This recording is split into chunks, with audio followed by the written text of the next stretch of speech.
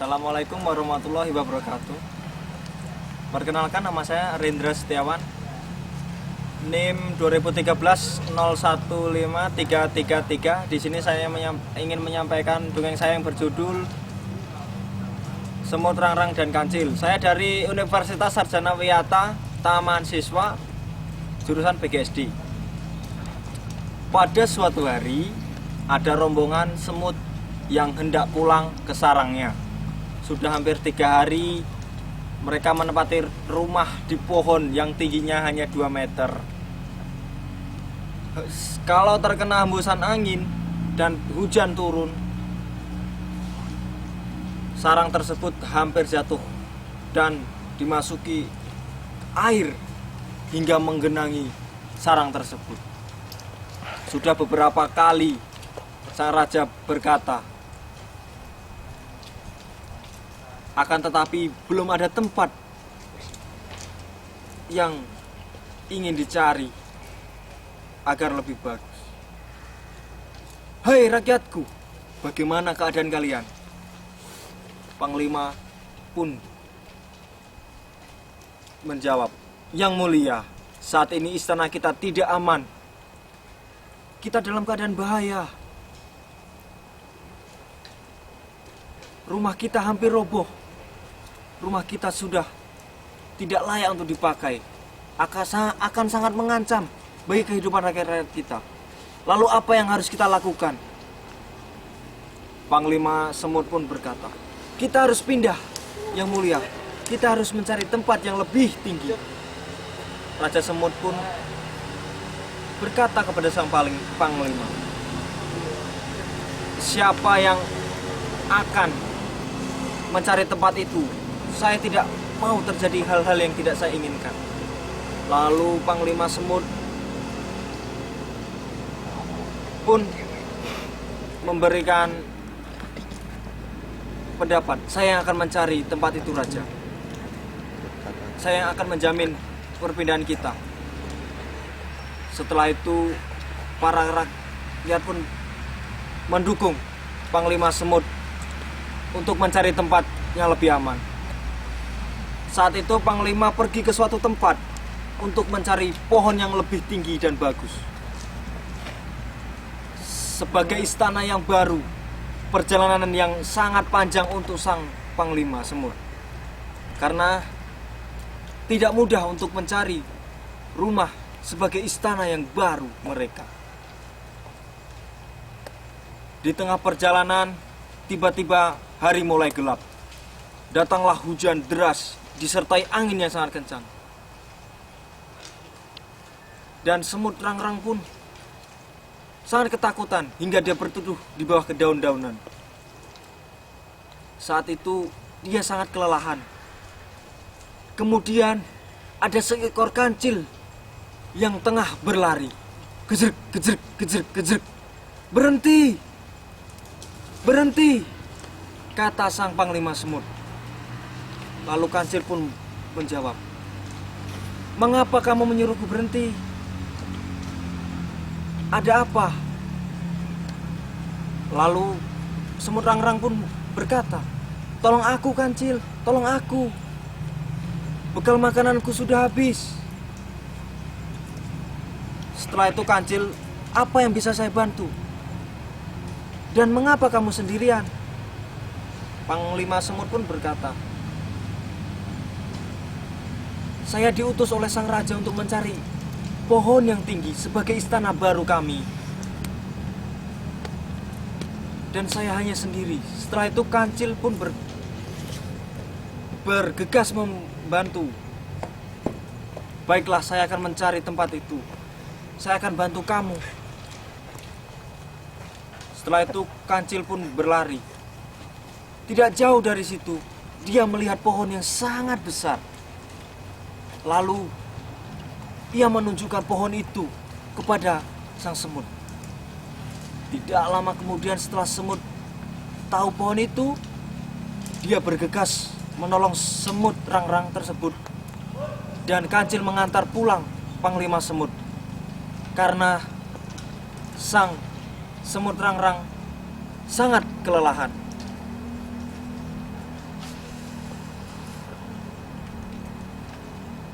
Panglima Semut berterima kasih kepada Kancil. Terima kasih Kancil, engkau sangat baik sekali. Kancil pun menjawab, iya sama-sama. Lain kali kamu harus bersama teman-temanmu agar kamu bisa dibantu di perjalanan. Serta Panglima Semut pun bergegas masuk ke dalam istana. Ada beberapa prajurit semut yang masuk ke istana dan melapor ke raja. Raja, di luar ada raksasa. Lalu terkejutlah sang raja. Apa?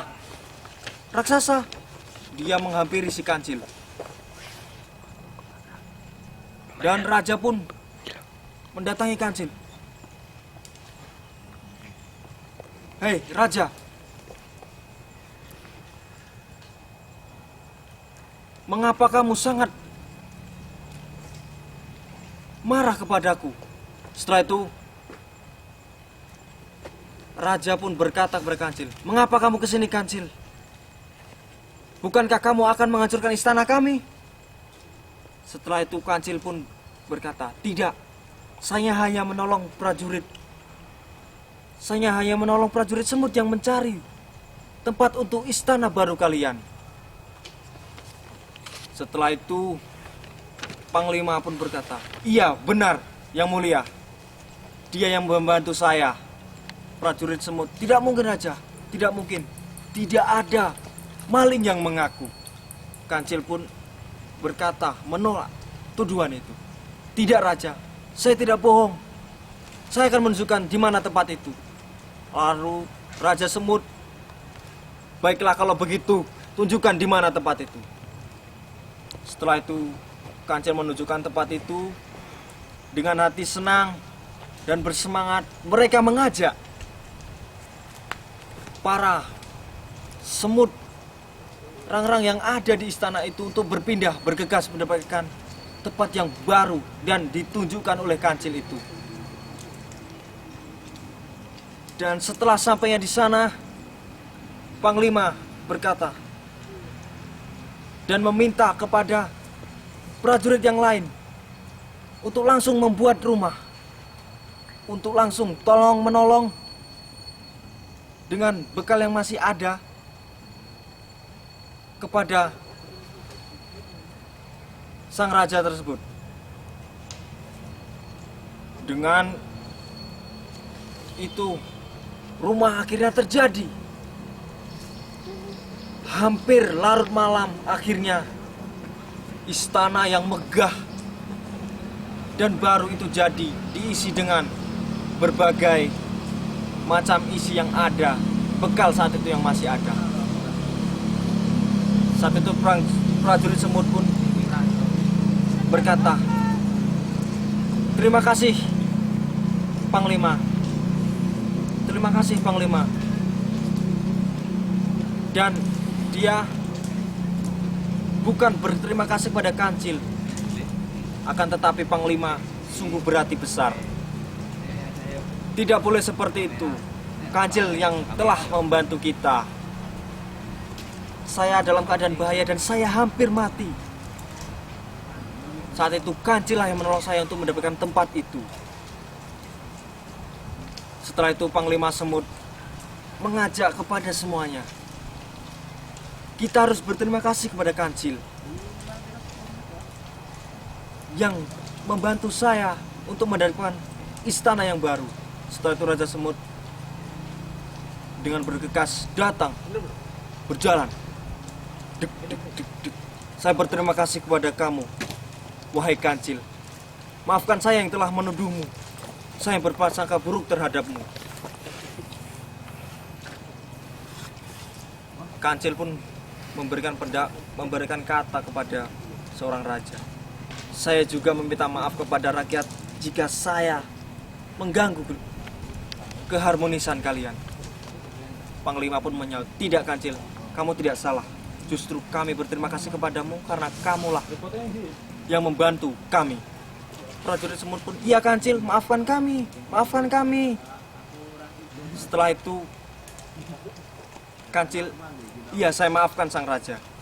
Jadilah contoh semut rangrang yang baik dan ramah kepada rakyat-rakyatmu. Setelah itu, agar kalian makmur, baiklah Kancil. Terima kasih. Setelah itu Kancil berpamitan dan bergegas melanjutkan perjalanan. Jika kamu melewati tempat ini, jangan lupa kamu untuk melihat kami, Kancil. Baiklah semut rangrang. Ya, Kancil pun berlari. Dengan hati senang, dia telah membantu semut rangrang. Satu raja semut, kemana Kancil? Kenapa dia belum pernah melihat saya? Telah lama dia tidak melewati tempat ini. Panglima pun berkata, saya juga tidak tahu yang mulia. Saya tidak tahu mengapa Kancil tidak pernah melewati tempat ini setelah kita mendapatkan tempat yang baru. Raja pun berkata, mungkin saja dia sedang dalam keadaan baik. Dan mungkin saja dia belum sempat datang ke tempat kita. Lalu dengan penuh kecurigaan, Panglima semut pun berkata, mengapa Raja mencari Kancil? Saya ingin bertemu dan saya ingin berbicara dengan siapa yang mengganti saya. Lalu Panglima menawarkan diri. Saya akan membantumu, Raja, untuk mencari Kancil. Atau dengan cara memilih rakyat-rakyatmu yang lain. Raja semut pun tidak. Kita juga tidak boleh sepihak. Kita tidak boleh begitu saja memilih salah satu dari mereka. Setelah itu hampir beberapa kali dan sang raja belum memutuskan siapa yang ingin menjadikan penerusnya. Panglima semut pun sangat kebingungan dan sering membantu saat raja sedang kesakitan. Raja semut pun berkata, Panglima, tubuh ini sudah sangat lemah dan saya sudah tidak sanggup lagi memimpin rakyat-rakyatku. Hari demi hari telah berlalu, Kancil pun tak kunjung datang, tak kunjung melewati tempat ini. Bahkan hingga usia sang raja sudah hampir memasuki kategori hancur. Bahkan usianya sudah tidak muda lagi. Sudah tidak sanggup memimpin rakyat-rakyatnya. Sang semut hidup dengan sendirinya. Dia tanpa ada pemimpin. Dan hingga dia hidup sendiri-sendiri. Dan mereka berhambur-hamburan. Sudah tidak bergotong royong lagi. Sudah tidak sejahtera seperti dulu. Setelah itu, hari demi hari berlalu, datanglah Kancil dan melihat tempat itu. Jeruk. Dia melihat tempat itu. Mengapa tempat ini sepi? Kemana semut rangrang? Lalu tidak jauh dari tempat itu, melihat sang Panglima semut yang sendirian.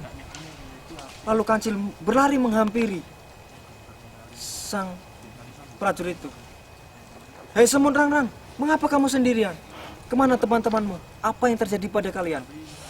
Setelah itu semut rangrang pun berkata, Raja telah lama menunggumu. Dia telah lama menantimu.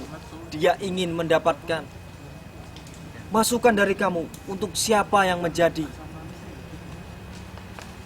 raja yang baru untuk memimpin tempat ini, untuk memimpin kami semua. Setelah itu raja pun sudah tewas. Akhirnya sang panglima mengumpulkan beberapa teman semut-semut yang masih tersisa. Dan sang Kancil pun langsung menuju tempat siapa yang ingin menjadi raja yang baru. Akhirnya sang panglima semutlah yang ditunjuk Kancil untuk menjadikan sang raja. Setelah itu ada beberapa semut yang menjadi panglima raja. Baiklah, demikian cerita yang dapat saya sampaikan. Pesan-pesan saya, jadilah kancil yang sangat menolong kepada orang yang tersakiti, kepada orang yang kesusahan. Dan jangan menjadi sang raja yang dia hanya menuduh sembarangan saja tanpa melihat apa yang terjadi sebenarnya. Demikianlah yang dapat saya sampaikan. Apabila ada kekurangan, saya mohon maaf yang sebesar-besarnya. Saya akhiri, wassalamualaikum warahmatullahi wabarakatuh. Salam dan